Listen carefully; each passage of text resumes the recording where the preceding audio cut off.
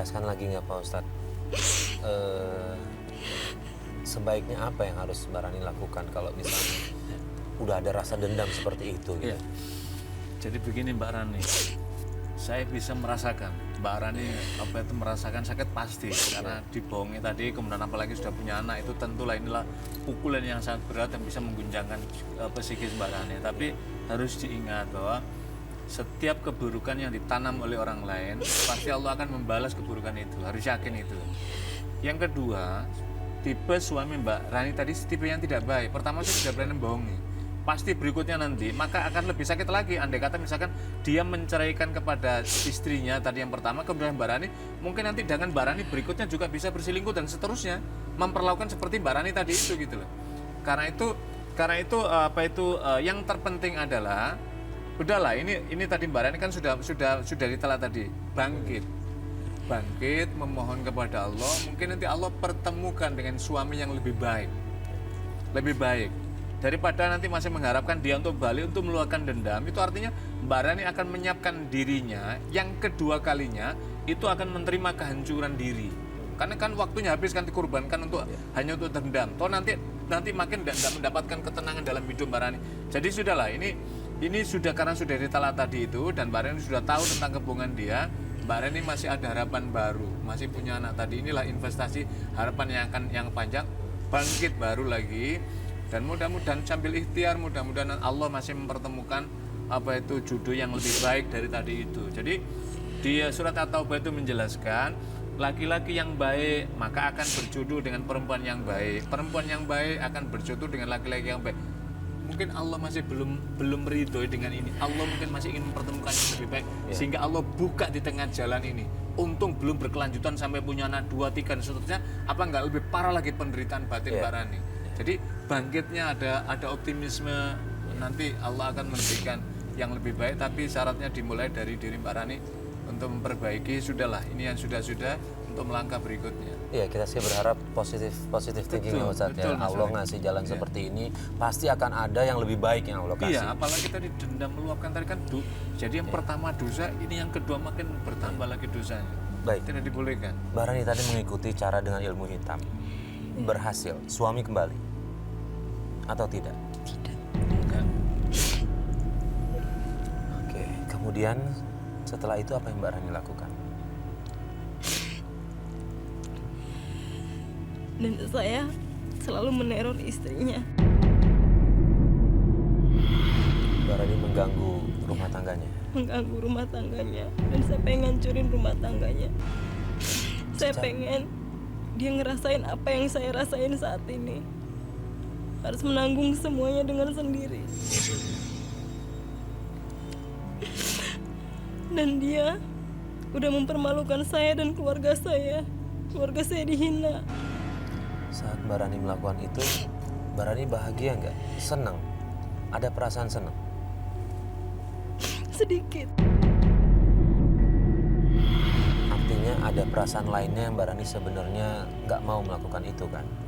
Ya, batin dasar Mbak Rani sesungguhnya menolak itu kan, tapi karena luapan nafsu dendamnya tadi kuat sehingga ingin melaksanakan begitu Mbak Rani ya. Iya. Nah, Pak Ustadz, apa yang harus dilakukan Mbak Rani untuk menghilangkan rasa sakit? Karena kan dia sebenarnya dalam hatinya juga bertentangan sebenarnya. Betul. Ada cara lain.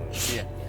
Orang kalau memang ya merasakan sakit itu pasti ingin melakukan dendam. Pasti. Jangankan kita, Nabi ketika pamannya dalam perang Uhud, kemudian paman Sayyidina Hamzah mengalami luka dan aneh luar biasa. Nabi biasa pernah ingin membalas dendam atas kematian pamannya, tetapi Al-Quran turun menghibur, ya Rasulullah. Surat Ali Imran 134 itu wal kadhiminal gitu. Tahan amarahmu, jangan keluarkan dendammu. Lah, Mbak Rani tadi saya menjelaskan sudah, kalau Mbak Rani andai kata Mbak Rani mengganggu rumah tangga tadi dengan menteror, nanti ini justru akan mendatangkan murka Allah berlipat-lipat. Allah akan menjauhkan rasa bahagia dan seterusnya. Yakinlah bahwa apa yang dilakukan keluarga tadi itu, Allah nanti akan memberikan balasan caranya sendiri. Allah akan keadilan, Allah akan berlaku tadi itu yang mungkin tidak dia tapi nanti dengan suami tadi itu. Lebih baik Mbak Rani membuka jalan baru, ingin menunjukkan bahwa saya bisa lebih bahagia, saya bisa menjadi yang lebih terhormat, bisa menjadi lebih baik, dan saya masih punya anak dari tadi itu, maka dengan seperti itu saja nanti dia akan menderita juga menyaksikan jalan tadi itu. Jadi lebih baik memperbaiki diri Mbak Rani untuk membahagiakan Mbak Rani sendiri dan anaknya tadi, daripada meluapkan dendam tadi dan justru menghancurkan kehidupan Mbak Rani. Tadi kan masih ada secerca harapan dalam batinnya bahwa tidak tenang, itu sesungguhnya potensi agama masih ada. Mbak Rani sesungguhnya jangan tapi luapan nafsu dendam tadi yang tinggi sehingga terkalahkan, lah sekarang dibangkitkan potensi keagamaan dalam diri yang masih ada, ingin meraih bahagia, maka insya Allah. Sebab banyak kasus seperti Mbak Rani semacam ini, tapi membuka lembaran baru, Allah berikan jalan. Nah gini Pak Ustadz, ketika itu kan menghilangkan rasa sakit hati Pak Ustadz. Mbak Rani ini ternyata memang sudah 2 kali ditipu dengan hal yang sama. Artinya ada trauma di situ.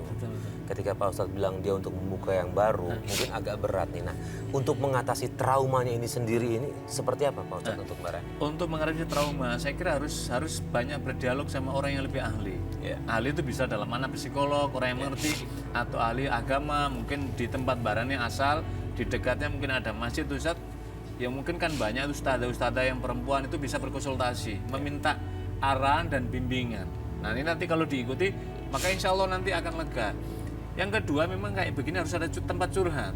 Harus ada tempat curhat. Tempat curhatnya itu harus tempat curhat orang yang benar. Kalau tidak benar lagi, maka akan terseret ke sana lagi. Iya. Yang ketiga, tempat curhat yang paling baik itu adalah di tengah malam.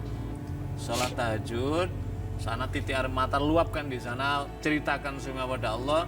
Ketika sholat tentu bacaannya baca bacaan Arab yang sudah tuntunkan itu, tapi setelahnya berdoanya boleh bahasa Indonesia, boleh bahasa daerah sekalipun, Allah Maha tahu. Luapkan, minta dibimbing, maka pada saat itu mungkin ada sedikit ketenangan, pelan-pelan terus pada akhirnya mungkin insya Allah Allah akan berikan jalan. Sama satu lagi Mas Arif, maaf Mbak Rani bisa baca Quran Sedikit. itu dibimbing. Al-Quran itu sesungguhnya sumber inspirasi kayak dialog kita. Nanti akan memandu dia, daya magnet bacaan ini akan membimbing pada kita, sekaligus juga tatmainul qulub, menenangkan hati kita.